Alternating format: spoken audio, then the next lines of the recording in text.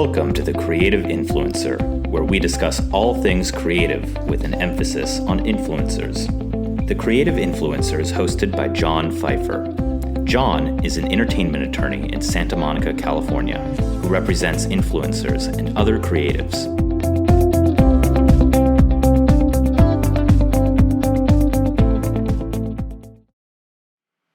This is episode 5 of the 4th season of the Creative Influencer podcast. It's also the first episode of 2021. Happy 2021. Today we interview Matthew Dix. Matthew is a best-selling author, podcaster, and teacher. He's also a great storyteller.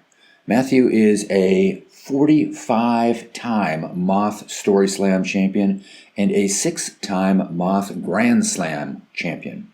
He's written a book called Storyworthy, which gives us the tools to tell better stories. Now, if you're an influencer, Matthew tells us about a technique called homework for life. If you do homework for life, you will never run out of ideas for future videos. I hope you enjoy the interview as much as I did. Again, happy 2021. I am joined today by Matthew Dix. Welcome to the podcast. Thank you very much. I'm happy to be here. You are an author. You've written 5 novels. You're also a storyteller and have written a great book called Storyworthy. The tagline is engage, teach, persuade, and change your life through the power of storytelling.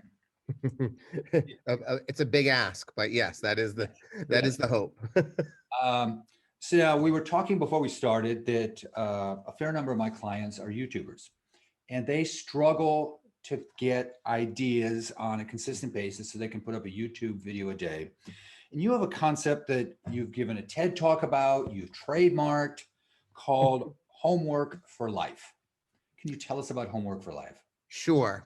Well, I was worried about having the same problem as the YouTubers, which was I was taking stages in New York and Boston all the time, telling stories, and I wanted to have new stories every time. You know, there are some storytellers that sort of have the same 12 stories. They roll those chestnuts out every once in a while, and I didn't want to be that guy. I wanted to be someone who could always say something new every time he took a stage. And so I'm an elementary school teacher as well. And, you know, my inclination is to assign homework. And so I gave myself this homework assignment. I decided there's probably stories that I'm not seeing in my everyday life that I need to start finding. So what I decided was at the end of every day, I was going to ask myself, essentially, what is the most story-worthy moment from the day? What is the moment that, if forced on a stage and required to tell a story about something that happened on that day, what would it be? Even if ultimately the thing I choose is not story-worthy and is not something I would ever share on a stage, I wasn't going to skip a day. I was going to force myself to examine my life, you know, with the greatest care possible. And my hope was to maybe get 1 new story per month, you know, 12 new stories a year, which I thought would be fantastic. And it would have been. But, you know, what happened instead for me, and what's happened for honestly thousands of people who do it now, because I hear from them all the time, is that our lives are just sort of filled with stories and anecdotes and parts of stories and interesting things that people would want to hear, but we don't see them. And when we do see them, the tragedy is we let them go. We just sort of toss them aside like they're meaningless. Someone says something that really moves us or makes us think in a new way. And if we're lucky, we see it, but we take no effort to ever hold on to it. And so what we do is we end up throwing our days away. We throw our years away. You know, you can ask someone who's, say, you know, 60, tell me about your 30s. And they will have a hard time actually telling you about their 30s sometimes. But that's how the way we treat our life. We just toss every day away like it's spent, rather than what it really is a precious thing to hold on to. And so by asking myself that question every day, I wrote the answer down. What is the most story-worthy moment? But I never write the whole thing out, because that's a crazy journaler kind of behavior. You know, I don't believe in journalers. I think they journal a lot when they get broken up with. And as soon as they find love again, they sort of put the journal away. Journaling, yeah. You know, I want it to be like brushing your teeth. That was my goal. Like, I don't skip brushing my teeth. I'm not going to skip this. And so I use an Excel spreadsheet. It's 2 columns. It's the date on one side, and I stretch that B column to the end of my computer screen. And in that B column, that's where I record my moment from the day. So I only give myself a few sentences. But over time, I've just discovered that my life is filled with stories. And so it's not uncommon that most days are filled with more than 1 entry. My current list of untold stories, or actually uncrafted stories, material I haven't even really addressed yet. I think it's 685 possible stories that I haven't even gotten around to crafting yet. So I've become a person who's just going to run out of time before he runs out of stories. And that's a beautiful problem to have. Now, I confess I have been doing it, and you talk about it in the book, and I will attest to it brings up other memories. Yes. Yeah, it really does. I always say it cracks you open. Once you start sort of examining your life and your day, and you start to see these things that are happening around us already, it's instantaneous the way you make connections to the past. And I've had things come up, like memories return to me, that I can't believe I forgot. These like incredible, profound moments that I just tossed aside when I was 26, like they were meaningless, and suddenly they're back in my life. So it's really nice because you start to fill in the time that came before, and you start to feel like your life has more meaning than you realized. It was fuller than what you ever thought it was. That's very true. Right. And I've heard you say, and I agree with this, that things slow down when you do the homework for life.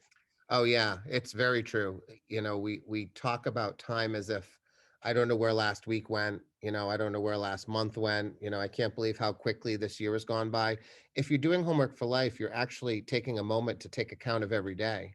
And so you don't lose a day. One of my favorite things is when I'm flying on a plane, back when we did that more often, if I didn't have Wi-Fi, I would bring up my homework for life for a year. I'd say like, well, let me relive 2017. And that ends up being maybe 1,000 entries, because I have more than one in a day. And I would go through those 1,000 entries over the course of the plane ride, and every single memory, every single entry triggers a memory, brings me back to a moment, and suddenly 2017 feels enormous and vast, and all those things are back in my mind. It's a great gift to yourself, whether you're telling stories or not. I tell people, even if you never plan on speaking to another human being, you should still be doing homework for life. It's going to make you feel better as a human being. So now I read where you told your first story at the Moth in July 2011. Yes. And then from then until now, you are a 63-time champion. Moth You StorySLAM. Yeah, it's 51 slams and 6 grand slams, I think, right now. Okay. It's a silly number. It's a ridiculous number. So just to set the scene, can you first explain to the listeners what a Moth contest is? Sure. So you go to a theater or a bookstore or a bar, wherever they're hosting them. They tend to have audiences ranging between 100 to say 300 people, depending on the venue. You go and put your name in a hat. There's a predefined theme for the evening. So you sort of know what that theme is coming in. You've checked the website, you know what it is. You prepare a story based upon that theme. It's a 5-minute long story. You drop your name in a hat and you hope that your name gets picked out. And if your name gets picked out, you take the stage and you tell a story to the audience. And there's 3 groups of judges in the audience. It's always a team of 2 or 3 or 4 people who have been assigned as a judge. Essentially, they get some training before the show, and they've had to attend at least one story slam beforehand, so they sort of have an awareness of how these things work. And when you're done telling your story, you get some immediate feedback in the form of numbers, 1 through 10. Those numbers are pasted on a board for everyone to see for the remainder of the night. Just like the Russian judge. Yeah, well, I think that's actually a really important part of the whole process. I think part of it is we just should we should acknowledge when people are good at things. There are shows that are sort of not competition based. In fact, I run one of those. My wife and I produce a show, and they're fine. But when you want to know who's best, you really want a place where that can be defined. And as arbitrary as it might seem, judging stories, I'll tell you, the best storytellers tend to win more often. And, in any given night, almost always, I would say one of the 3 best stories of the night wins. Now, it's not always the one I think should win. I often think I should win, and I don't always win. But, if I don't win, I always think like, well, that's the one I would have chosen if I hadn't chosen myself. Or, in some cases, I think he should have beaten me. A couple times that has happened where I've won it. I've thought, he was better or she was better than me tonight. But it's pretty good. It's pretty good in terms of how well they determine who is good and who is not. So you started, your first was in July of 2011. You didn't have a book called Storyworthy that you could read to help craft stories. Right. How did you learn to craft stories? It's a great question. I think part of it is the fact that I was a novelist already. So I was already working in story for a long time. I have been writing every single day of my life without exception since I was 17 years old. So I have not missed a day of writing. And I have blogged every day of my life. I've recorded a blog every day since 2003. So I have not missed a day there. So a lot of it is just that experience of storytelling, of writing, of constantly examining my life already. I'm also a person who loves movies. Like I love movies dearly. And when I watch a movie, I'm always watching it in sort of a analytical, deconstructive way. When I was like 12, I saw E.T. for the first time. And I was so frustrated with a scene in that movie that seemed so ridiculous. And it seemed like all the movies I was watching had these like one glaring flaw. So when I was 12, I wrote to Steven Spielberg and I said, listen, I love your movies, but you keep like doing something stupid in every one of them. And I was very serious. I really thought like this was going to happen. I said, send me the movie. Let me watch it before you put it in the theater so I can tell you the one stupid thing in every one of your movies and we can clean it out. And when I was 12, there was no internet. It was really hard to like figure out where that letter was supposed to go. But How I did you sent figure it. that out? In a rare instance, my mother helped me. Now, I think what happened was she just sent it to the, the production company or the film Studio. company, Castle Rock or whatever it was. I doubt Spielberg ever saw my angry letter about his film. But even at a young age, I was really always examining movies in that way. And I think I had a lot of those skills already sort of embedded in me when I took the stage that night at the Moth. Now, I heard in an interview of you that you recently saw E.T. again, and the same scene bothered you. It Now, did. now I want to know what scene bothered you and how would you fix it? It's the scene in the classroom with the frogs. Essentially, Elliot decides, while E.T. is sort of possessing him, that the frogs that are about to be dissected need to be freed. And so he goes about freeing all the frogs. And the problem with the scene is it's a great idea for a scene, and it could have played really well, but it's the one moment in the film that is so utterly ridiculous in terms of its plausibility. I mean, I know we're dealing with a movie about an alien. With a glowing finger. Right. But if we're going to deal with an alien and we're going to realistically accept the fact that this alien is on our planet, there's like 1,000 frogs in that scene if you watch it. There's more frogs than there ever could be, and they get further along than any frog could ever get. Like it takes the kernel of something that could have been really clever and sweet and subtle, and for some reason he just decided, I'm going to make it ridiculous by putting more frogs than could ever possibly be in a science room, and it just makes me nuts every time. That's before you started teaching. Yeah. Yeah. When I wrote my book, really, the odd thing about the book is the way I became a teacher of storytelling was people started asking me to teach them. And at first I didn't want to because I teach 10-year-olds all day. So I figured, why would I want to work with adults at night? But eventually they convinced me to do one workshop, a 6-week workshop with 6 storytellers. I said, this is the only one I'm ever going to do. That's what I said. And I discovered that the way to teach was to take the craft that sort of was already living inside me and to analyze it and deconstruct it. So I had to take the stories I was telling and understand what I was doing in order to present it to other people. As an elementary school teacher, it's what I fundamentally have been trained to do. We take large processes and break them into smaller parts. So by examining my own process, I actually became a better storyteller too, because I realized, oh, here's a thing I do in almost every story. And then I said to myself, why don't I do it in every story? And sometimes it makes sense not to do it, but sometimes I thought, oh, I really need to do this every time. I got to go fix those 3 stories that I didn't do that in. So I became a better storyteller by becoming a more consistent storyteller and someone who understood what I was inherently doing. I was able to speak to it. And when was that first seminar or first training? Well, let's see. I started our organization in 2013. So that's when people in my area, Connecticut, started seeing me on stage for the first time. So it was probably It was 2014. It was probably the fall of 2014. I rented a room in a library for those 6 people. So yeah, It took another 4 years for the book to come out. 4 years. yes, yeah. Well, the book, I mean, the book is honestly, if you spend a weekend with me, I do these weekend workshops, Friday, Saturday, Sunday. 80% of the book is what I say over a weekend workshop.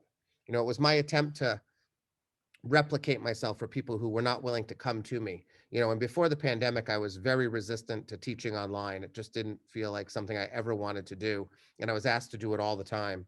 And I said, no, no, no, you have to come see me in Connecticut, which is really not a realistic thing for a lot of people to do. Although I have people from China and Australia and Germany coming to Connecticut to learn from me. But the book was an attempt to sort of allow people to access the teaching, without having to come to my fair state. And this is my editorial comment, that if you get the book, and I recommend listeners get the book, is get it first as an Audible book, because there are stories in there that you tell, and you get to hear Matthew tell the story, and then analyze what it is. And then absolutely pick up a hard copy of the book, or I guess soft copy, whatever, just get a paper copy, because then you go back and you get to look at these principles again. But to hear your story told by you as opposed to read it, I think helps a lot. I really appreciate that. It was my first and only book that I've recorded. All of my novels are available on audio, but professionals, people Right. who really know what they're doing, handle that. And I wasn't sure about doing my own book at first. And it's not a fun process, it turns out. It is very arduous when you're reading your own book in a small room by yourself and the director cuts in and says, I don't think you're really capturing the author's intent here. And I say, but I'm the author. And they say, You're "I know, not but-" capturing it. Yeah, I said, I think I'm capturing it. And they say, well, you're not. We have to talk about it. It's not the most fun thing to do, but I do agree that, hearing the stories is very helpful for people. And I hear from many, many people who say, I started with the audiobook and then I also bought the hard copy so I could highlight the hell out of that thing. Right. Now, and I'm kind of jumping around, but you also have a podcast, which is called Speak Up Storytelling. And who is on the podcast with you? Oh, it's my wife. So my wife and myself, we're the hosts. And every week we feature a story from someone who has appeared in one of our shows here in Connecticut, or sometimes I'll deconstruct my own story occasionally as well. Right. And I recommend after you listened to the book and read the book, you subscribe to the podcast, because there is a story, but then you talk about what the storyteller did right and ways to improve the story using the principles you've talked about. So it's like show and tell almost.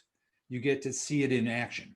Yeah, well, we hope always that it's going to be entertaining, because we want, I always say Right. in all the stories, in all storytelling, and really in all public speaking that I ever do, you have to be entertaining first.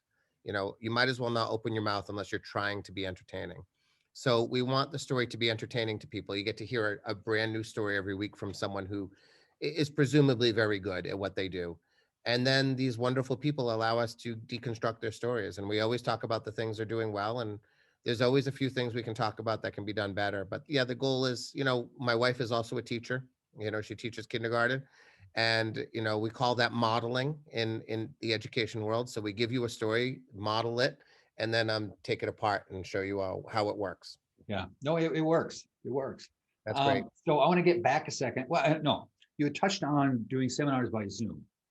And I wanted to ask, as a professional storyteller, where you used to being live and now you're on Zoom, and now I heard for a while you were teaching on Zoom, and I'm an adjunct at Pepperdine and I taught on Zoom this semester. What tips do you have for engaging your audience on Zoom? Well, if we're talking about performing, telling a story, there's a few things that I've noticed that people don't do well and I try to avoid. One of the most interesting things that people seem to do is they lose their pacing when they're performing. When they say something that they were hoping to be funny and they don't see people laugh and they don't hear it through the Zoom. Right. A lot of times they repeat themselves, thinking they didn't get it. I'll have to say it again, which is always a mistake. It's hard to make someone laugh in their own living room by themselves. They will often think what you said was funny, but if there's no one around laughing, you essentially just go, oh, that's funny, but you don't actually offer a laugh, So they lose their pacing. It's almost as if they think that they're having dinner and telling a story in that way, that leisurely pace that is, that you tell at a dinner table, as opposed to being on a stage where you have the primacy of the audience and the demand to present content in such a way that keeps them entertained. So I always tell people, make sure that you're maintaining your pacing, that you're telling the story in the way you fundamentally believe it needs to be told, regardless of what response you're getting from people. In the same way, when I do stand up, if I tell a joke that does not land, I'm plowing ahead. I'm not like allowing them to linger on the fact that I just was terrible. I'm hoping to win them over with the next one. I also tell people, like, your physicality is relevant, I think, to a certain degree. I don't stand up when I'm performing in Zoom. I just feel that's a little odd, but I am always on the edge of my seat, like literally on the very edge of my seat. So I have some motion. I have a little bit of energy to me. I don't want people to feel like I'm relaxed in any way. Right. And I'm always telling my story, I'm sure you know this, tell the story to the camera and not to the screen. So I'm always envisioning my story. I relive my stories as I tell them, and I'm always reliving them right above the camera. I see them right here. So that's a more engaging way. People feel like that you're making eye contact with them, even if you're not. Right. It's not easy though. It's not a real great format for performing. And then for teaching, what tips can you give for that you've gleaned just from having to do it? Well, all of those things apply to a certain degree. I've discovered on Zoom that you have to chunk things in much smaller groups. Whereas if I'm in a room with you, I can go for an hour, keep you really entertained, and you won't even feel like the hour has gone by. On Zoom, I'm much more likely to chunk that hour into 3 20-minute blocks and give people 10-minute breaks in between. There's just too many things that are distracting, and it is really physically taxing to stare at a screen for that long. Right. So everything's chunked smaller. And, whenever I can, I always have someone in the background monitoring my Zoom so that when questions are coming in, people can text their questions into Zoom, and then someone's collecting those questions for me. So they're grouping them so that when it comes time for me to answer questions, they're presented auditorily. I get to hear someone say it, whether it's going to be the person in my class or it's going to be my, sort of my co-host, my technology co-host who's handling it. But that way questions make sense. The worst thing is to sort of get a question about one thing, and then the next question has absolutely nothing to do with the last thing. People just start to feel like you're meandering, that there's no point to this, that everything is sort of being arbitrarily, determined by the whim of someone in Wisconsin and then another person in Hanoi. It's just, so to have some purpose and some feel to it, I think is important too. So I want to get back to ask you some specific story crafting techniques. Yep. You have written that you start crafting a story at the end. Yes. What do you mean by that? Well, if we agree on the definition of a story, I think a story is about a moment of change in a human being's life. And the same applies to movies and novels. Ultimately, every real story is about a human being who starts in one place and then some stuff happens to them. And the result of that stuff is they fundamentally shift. It's either what I say transformation or realization. Either you change as a person or you think differently about something in the world. That is essentially what a story is, which really means that stories are often much smaller than people realize they are, because just the change in opinion is a really worthy story to tell if you know how to craft it properly. And oftentimes the essence of a story, if you're watching a person sort of undergo that moment of transformation or realization, it's often invisible. You won't even know that someone is having a deep and meaningful moment because most of it happens up in our head. So often we're looking for the thing that happened to us to tell the story, the crazy thing that happened, but we just have to talk about fundamentally something that shifts. And so we start at the end because that's always the end of our story. The change that happens is the most important thing you're going to say. So it's always at the end of your story. You have to know what you're talking about before you begin your story. And so you have to start with the end because you have to know what that fundamental change is so you can point at it. So all of the things you include in the story can serve that final moment that you're shooting for. And you gave the example, I've heard a couple of times, of Apollo 13. Yes, I love that example. Can you tell us what you mean? Yeah, sure. So one of the problems people have in storytelling is they often feel like they have to tell you a lot of stuff before they tell you the story. You know, before they actually launch the story, they need to tell you about their hometown and how it's constructed, and they need to tell you about their parents and their relationship, and they need to tell you about how they ended up in their job, you know, and all of that might be relevant to the story, but it doesn't need to be at the beginning of the story, because that is the one of the most precious, actually I think it is the most precious territory in any story, is sort of the beginning, the first, let's say, minute or two. It's the opportunity to either convince people that this is a journey worth taking and that I know what the hell I'm doing, or it's an opportunity to let people know this is going nowhere or it's irrelevant. You know, the test I always love to put to people is, twice in my life I've been to a movie where the power went out. And the first time it happened to me, I did not go back to see the end of the movie. I didn't care. The second time the power went out, though, I remember I was with my buddy. We were there the next day to see the end of that film. That should be the test when you're telling a story. It is, if the power goes out now, will people wait for the power to come back on for me? Or will they say, oh, well, moving on? Quite often, people construct stories in such a way that you will say, oh, well, moving on. And so rather than beginning stories with all of this detritus, all of this information you think we need to know, we launch a story and share the information along the way. And the way Apollo 13 comes into it is, for you to understand that film, you have to understand how 1960s space travel functions, how it works. But the movie doesn't open with Tom Hanks on a black screen saying, good evening, ladies and gentlemen.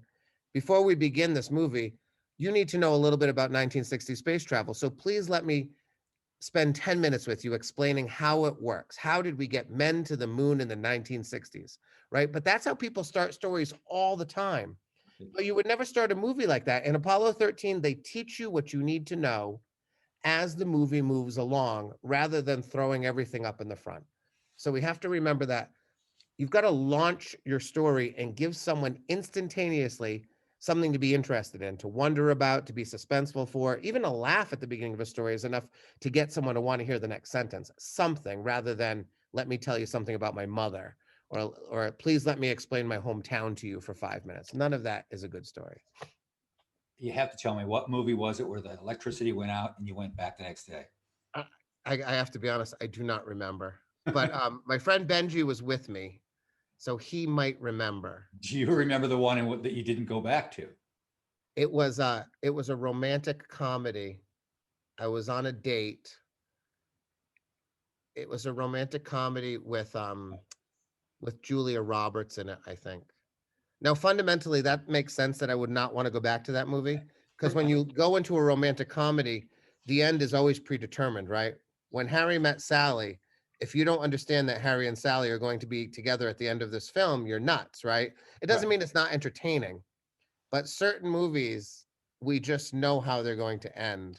So whatever that romantic comedy was, I didn't need to go back because I knew they're going to get back together at the end. You know, The Martian is a great example of that. You know, I loved the book, The Martian. I love the film. I think both are extraordinary. But if you really think that Matt Damon's character is going to die at the end of that movie, you're crazy, right? Maybe the best version of that story actually is Matt Damon dying. But if you think Hollywood's going to allow that man to drift off into space at the end of the movie, you're nuts. That's a heavier lift for those movies, right? For a romantic comedy or a movie like The Martian, they really have to nail it, because the ending is already clear to even the dumbest of audience members. They kind of know what's coming. Right. So they really need to engage in storytelling in a magnificent way, which they do. And you talk about, and this is going to transition, you talk about the stakes in a story. And you have a great chapter title, probably one of the better chapter titles I've seen, which is Stakes, 5 Ways to Keep Your Story Compelling and Why There Are Dinosaurs in Jurassic Park. Oh, yeah. So what did you mean by that? What do you mean by stakes? And why are there dinosaurs in Jurassic Park? So stakes are why we listen to stories. They are the things that get us to be worried and to get us to wonder and to get us be concerned about our characters. You know, in the case of personal storytelling, concerned about me. They're the things that cause the audience to want to hear the next sentence. You know, they're the things that get the audience rooting for you or rooting against you, because I tell stories where I'm the bad guy, because in life I am sometimes, unfortunately, the bad guy. So we have to give our audience stakes. That's why we don't say, let me tell you something about my mother as the first sentence of your story, because there are no stakes there. I can stop listening and I will never care. But if I give the audience something to be concerned about, wondering about, worried about, suspenseful over in the beginning, and I maintain that or even build those stakes, those are the best stories over time, I'm going to hold my audience's attention the whole time. So Jurassic Park is my favorite example. I just someday want to watch that movie with someone else, and I'll have them allow me to pause it constantly and talk about what's happening in each moment, because I just think it's so brilliantly put together. But in all of Spielberg's movies, or in just about all of them, they're never really about the thing you think they're about. So Jurassic Park is not really a movie about dinosaurs. It's fundamentally a movie about a man who can't be with the woman he loves because that woman wants to have children and he does not. And all you have to do is watch the first 15 minutes of that movie and you'll see that conflict clear as day. You don't see it unless you're sort of deconstructing the story in the way I do instantaneously, but that's what the conflict is, the central conflict of the story. And then as the movie goes on, you find that the man, his name is Grant, what happens to him? Well, he ends up in Jurassic Park with 2 children, conveniently, right? Despite the fact he doesn't love children. And what happens over the course of the movie? He discovers that kids are pretty cool. He finds out that this boy is kind of just like me. He loves dinosaurs and cracks jokes all the time. And he discovers that the girl is like this old soul, this really wise person who is calm under pressure. And he gets closer and closer to them both physically and mentally. At the end of the movie, it's not really the end of the movie, but for me, it's the end of the movie. He's in a tree at the end of the movie, holding those kids the way a parent holds 2 children as they go to sleep in his arms. And, the girl says, what if the dinosaurs come back? And he says, don't worry, I'm going to stay up all night. And she says, all night long. And he says, all night. And damn right he's gonna, because he loves these kids. Through the course of the movie, he goes from a man who thinks children are disgusting and awful and expensive, which is how he describes them at the beginning, to the most precious things in the world. And so it's a movie about a man finding a way to be with the woman he loves. But if I said to you, hey, do you want to go see a movie where a guy has to learn to love children so that he can spend his life with the woman he loves, you'd say, no, I don't want to go to that movie, Matt. Spielberg knows this. So what does he do? He puts it in a dinosaur movie. So you go for the dinosaurs. And when you leave the movie, you really do feel like that was a good movie. And you don't feel that way about all movies, because not every movie actually tells a story that means something to us, that we feel, that touches our heart. But Spielberg knows how to do it. He understands, I have to tell a story, and then I will throw aliens and dinosaurs and war and all of these things around it, which will captivate you and sell popcorn and soda and keep you in the seats. But when you leave, it'll be in your heart. It'll be a story you remember. And that's what Jurassic Park ends up being. So I've heard your wife has refused to let you talk when you're watching movies. Yes, she's the moratorium is now, don't talk to me during movies. I don't want to know what you see.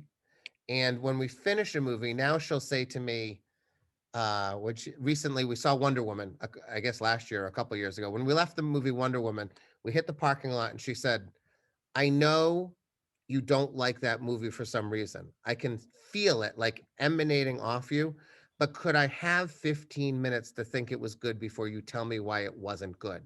And I say, I never have to tell you if you don't want to know. And she says, no, just let me enjoy it for 15 minutes. And that has happened many times. So I don't say anything about a movie until she's ready to hear it. You, at this point in your life, is it just that you watch a movie and it's just as naturally, you just look at it and that's what you see? You can't help yourself? Yeah, I just showed there's a great little clip right now on the internet. It's called Nobody is Normal. It's about 1 minute and 17 seconds long. It's just a little short. And I remember the first time I watched it, someone sent it to me and said, this is cute, you might want to show your students. And as I watched it, I was absorbing the story, but I was also going, oh, I like the way they laid a little Easter egg here. And oh, transition and transition and transition. And oh, I like the way they spun the camera here and then spun it opposite. The whole way through is just a deconstruction in my mind of that story while also enjoying the story. Right. I mean, it's like I've sat with football coaches that are watching a football game. They can't help themselves Right. but to say, I wouldn't have called that play. Right. Yeah. And they see things. I have a friend, a teacher, a coworker who played 4 years of college ball and was in some NFL training camps. And when we talk about football games, he sees things that I never see. And I'm a Patriot season ticket holder who's been watching football all his life. But because I was never in the trenches, I don't see what's going on in the trenches. And it's the same thing when I watch a movie, people just don't see the things I see until I point them out to them. Once I point them out, people go, oh, yeah, I see that now, but I would have never seen it unless you had told me to see it. So shifting gears a bit, one of the things you do is, we touched on it, but you do coaching. Yes. And I heard that you coached a group of Santa Clauses. Yes, I did. What the pandemic? What coaching do these Santa Clauses need? Well, I think there were about 6 of them in the room that day. It was an open workshop, anyone could come. And I had about 12 people, and half of them ended up being Santa Clauses. This group of this organization of Santa Clauses saw the workshop, and a bunch of them came. The thing for them was they end up with a kid on their lap, and that kid is on their lap for anywhere from, let's say, 1 minute to 3 minutes while they're trying to get the right photo. And, I understand kids. You can say, what do you want for Christmas? And half the time they're not going to say anything to you. And the other half of the time they're going to say one thing, and now you still have a kid on your lap for 1 to 3 minutes. Right. And, I think it's just a little awkward to have a kid on your lap to begin with, and then to not know what to say to kids. And so teaching them to tell a story to the kid while that child is on the lap, to be able to actually entertain the child is going to help them smile. It's going to put that kid at ease a little bit, and those stories are 1 to 3 minutes, which I can teach people to tell too. I often tell people, I'll start you with the 5-minute version of your story, and then I'll teach you how to tell the 3-minute, and then I'll teach you to tell the 1 minute, and then the 30-second elevator pitch of your story. That's a skill that I often do when I'm working with CEOs and people like that. But yeah, teaching Santa Claus is just to tell good stories to these kids. So that what kind of stories? Were they like reindeer stories? Were they Mrs. Claus stories? Oh, it was a combination. There were stories about, like, sort of what it's like to be Santa Claus, what's going on in the workshop. But my advice to them was, if you can take stories that are actually about you and just sort of Santa Claus up them a little bit, they'll have more authenticity to them. If you say things like, oh, when I was a little boy, I remember, and tell a story about when you were a little boy, because presumably Santa was a little boy at some time, Presumably, yeah. Or if something happens over the course of the day, a little boy sits in the lap and say, oh, you're not going to believe this. 2 hours ago, I had a little boy in my lap, and tell the story of the crazy thing that happened to the little boy 2 hours ago. Real stories, I think, are going to always be better. They're just the authenticity and the vulnerability is always going to be appealing. But ultimately, I taught them, listen, the beginning and the end have to sort of be opposites of each other. They have to have some kind of a conversation with each other. You have to take the kids on a journey. It can't just be stuff that happened. I talked to them about how to make kids laugh, how to be funny in a story, those kinds of things. There's not a person in the world who I've met who I don't think storytelling can serve in some way. Right. So I heard that you have 2 books. You either have them in progress or you've pitched them. A book on a follow-up book to Storyworthy, Yes. and then a productivity book. Oh, you really do your homework. I do a deep dive on my guests. That's pretty good. Yes, I have both of those books. Yeah. Yes. So one is under contract. When is the next version of Storyworthy coming out? Well, it's probably 3/4 of the way done. I would like to think I could have it done in another 2 or 3 months. Again, it's all in my head already. It's just a matter of putting it on the page. Right. I would imagine it's probably going to come out in 2022. It's called The Healing Power of Storytelling. There's craft in there for sure, but the book is a lot about how whether you're telling stories to an audience or really you're telling a story to yourself, because we are always our first audience is what we listen to. The idea that when you start telling stories about yourself, really when you start crafting stories about your life, the benefits are enormous in terms of feeling better and bringing things to closure, find ways to put an end to something that's been plaguing you for a while, start to understand yourself better, all of those things. And then I'm slipping in a lot of craft that I didn't get into the first book, that I regret not getting into the first book, but page count actually comes into play. And Go ahead and send a draft to me and I'll look at it for you. I am a person who believes in immediate feedback and to know what your score is at all times. So I actually have a crew of about 8 readers right now who read chapter by chapter, all my books I've ever written. I always have some beta readers I don't wait till the book is done. All of my author friends think I'm nuts, because I write a chapter and I send it. Most of my author friends write a book, they put it in a drawer for 6 months and finally get the courage to show it to the one person who loves them the most. Whereas I secretly want to write a book on the internet and charge people to watch the writing process take place, because I just think there's something beautiful in getting people to see it while it's being made, to see the underbelly of what happens. Which I don't want to leave the topic of internet for a second, because you did a TED Talk. What was the name of your TED Talk on the Homework for Life? Was it called Homework for Life? Yeah, that's the title of it. Yeah. Okay. So I have one last question for you. Yeah. Where can people find you on the internet? Well, that's easy. MatthewDix.com is basically where you can get everything. You can find me on social media at my name, though. Matthew Dix on Instagram, Matthew Dix on Twitter. I'm easy to find. You Google my name, as my students have discovered, my 10-year-old students, they'll come in and say, you have a YouTube channel. The other day I heard my kids talking about me. Some kid came in and said, he has 1,300 followers on his YouTube channel. He must be rich. And I thought, kid, you do not know how YouTube works. No, it's not enough to monetize it yet. No, it is not. But you can find all my stuff. If you go to MatthewDix.com, you can find everything from there. Thank you very much. That's it for this time. If you enjoyed our podcast, please write a review on iTunes and tell your friends to subscribe. If you have any questions about influencers or suggestions for future episodes, email them to John at Pfeiffer@pfeifferlaw.com. Thank you for listening.